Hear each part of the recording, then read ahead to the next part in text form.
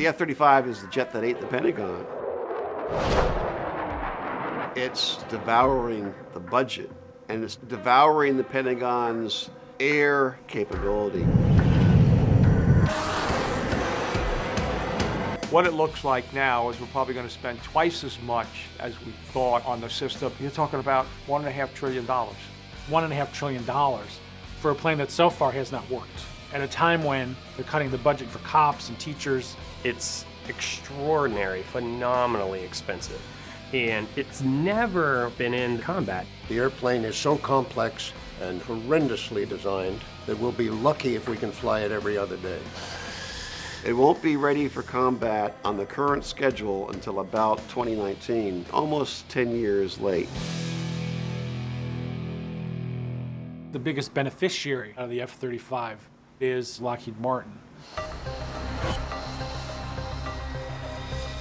War profiteering is a very easy source of money if you don't worry about what's right and wrong.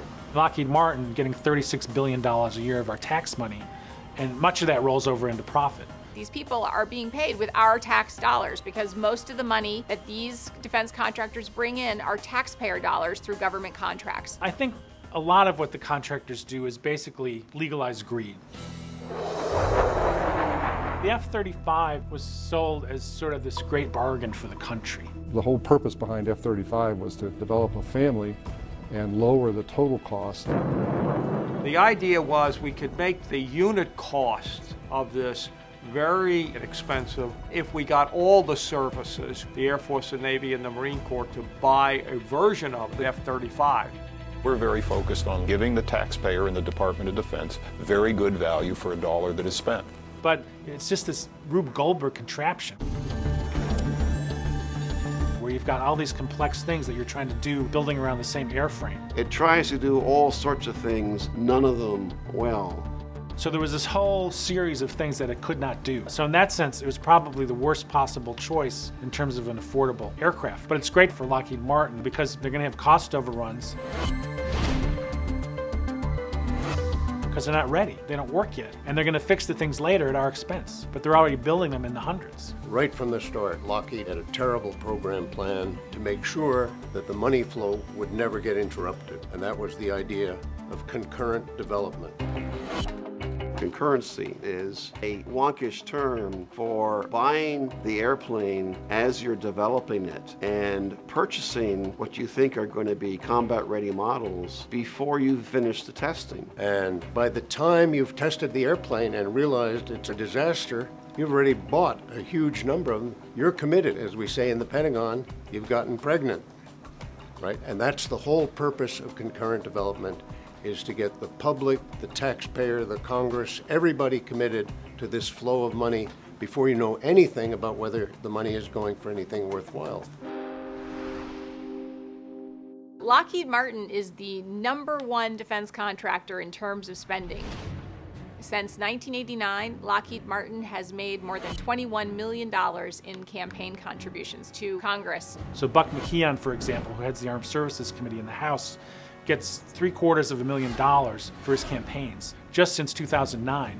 And then for the defense industry, the lifeblood on Capitol Hill is lobbying. When big defense contractors pay lobbyists in Washington, it's actually some of the best money they spend. The return on their investment tends to be huge. They have 1,000 lobbyists or more, about 2 for every member of Congress. The amount of money that's gone into making sure that this plane kept flying, that the development kept going. There's been so much spent on this in terms of convincing Congress and convincing the American public, too, that this is a wonderful plane. And of course, they're funding about 1 out of every 10 members of Congress as part of the Joint Strike Fighter Caucus. Members who've got maybe part of an engine built here, tire is built there, and they get behind it because they can say, you know, it's jobs for my district.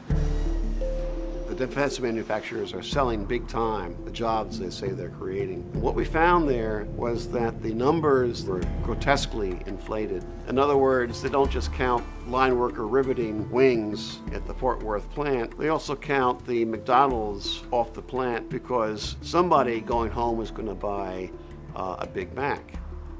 And that, of course, is the job generated by the F-35, they claim. That's an effort to get the hook in with members of Congress, to intimidate them that if they side against the airplane, there's going to be X number of jobs lost. They'd say, oh my goodness, it's going to cost 1 million jobs. Never mind whether it works or not, you know. We got to keep building it because we got to keep people working. But the defense budget is a lousy engine for jobs. If you take any dollar of government spending, education, health, or just tax cuts, you get more bang for the buck than you do in defense. $1 billion it's about 11,000 jobs if you put it into the military. Transportation generates about 17,000 jobs, about 19,000 if you put it into healthcare, even more if you put it into education. Putting all that spending back into the private economy generates more jobs than are generated by military spending.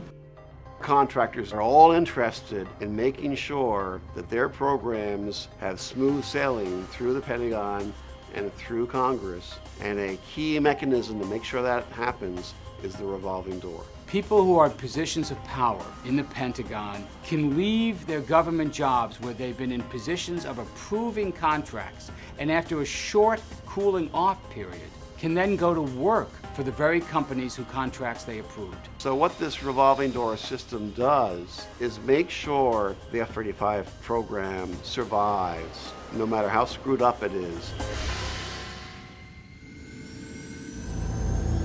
The F-35, touted as a tremendous boon to American air power, in fact, is a terrible weakening of American air power. Every extra F-35 we buy means American air power has gone downhill. First of all, simply because every one we buy will be essentially useless in combat and a danger to the pilot. Secondly, because of the huge expense. There's huge overhead. They're not adequately audited. We don't know where all that money is going because the program hasn't had that kind of audit and desperately needs that kind of audit. You know, if you or I can't pass an audit, we're in trouble. Pentagon can't pass an audit. We throw them another $700 billion as if nothing's happened. The most important thing people can do about it is to demand the truth, to write to their congressmen about the horrible waste of money, to vote against congressmen who vote for it, and to demand that the media come up with the truth. Cutting defense is the only way to reform this monster. People are going to start to understand, if you look carefully at what the Pentagon and the contractors are doing, much of this is not defending us. It's just defending their bottom lines. It's not defending the country.